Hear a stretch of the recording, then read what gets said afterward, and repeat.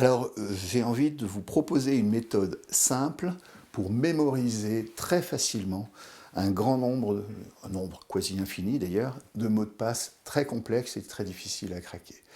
Et là, ce que je vais vous proposer, c'est de mémoriser non pas les mots de passe, parce que ça c'est lourd, mais en revanche de mémoriser une façon de les concevoir qui vous est propre, qui vous est unique, que vous allez imaginer, que vous allez utiliser systématiquement. Et dans cette façon de concevoir un mot de passe, vous allez prévoir une partie du mot de passe, que vous mettrez au début ou à la fin ou au milieu, comme vous voudrez.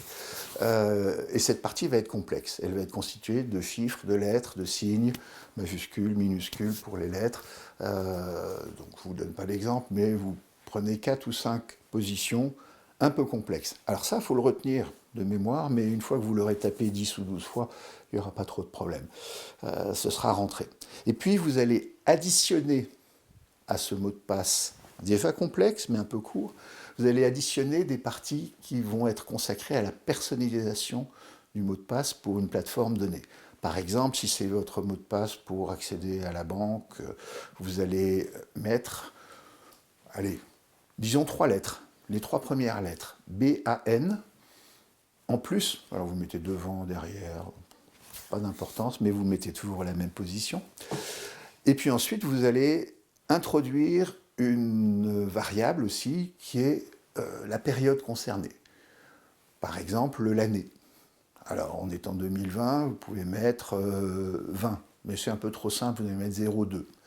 Et vous allez vous retrouver avec un mot de passe qui a une dizaine de positions, une partie très complexe, une partie plus simple et qui est construite toujours de la même manière, mais vous êtes seul à le savoir. Et ce mot de passe va être puissant parce que difficile à casser par un pirate en attaque en force brute. Donc il peut prendre un siècle ou deux à être deviné par une machine qui essayerait systématiquement toutes les positions possibles. Et en revanche, pour vous, il est facile à retenir parce que bon, vous avez la partie complexe qui est toujours la même, une partie personnalisée pour l'application, et vous la construisez toujours de la même manière et vous la mettez toujours au même endroit. Et ça, vous n'avez pas besoin de le retenir systématiquement. Il vous suffit de vous rappeler de la manière que vous avez utilisée depuis toujours pour le concevoir. Et puis une petite partie correspondant à la période, bien entendu. Nous recommandons, tout le monde recommande de changer régulièrement ses mots de passe.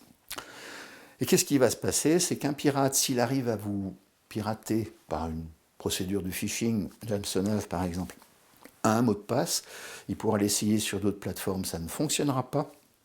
Et à moins qu'il ait plusieurs mots de passe qui proviennent de vous-même et qui sont construits toujours de la même manière, là il pourrait se douter de quelque chose et éventuellement tenter de reconstituer votre manière personnelle de concevoir votre mot de passe.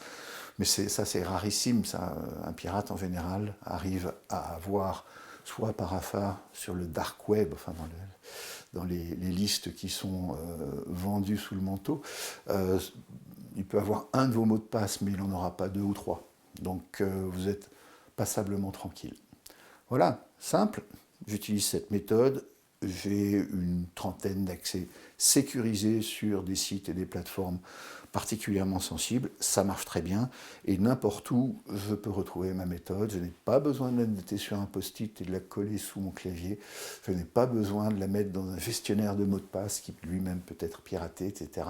Donc je suis vraiment très tranquille. Merci.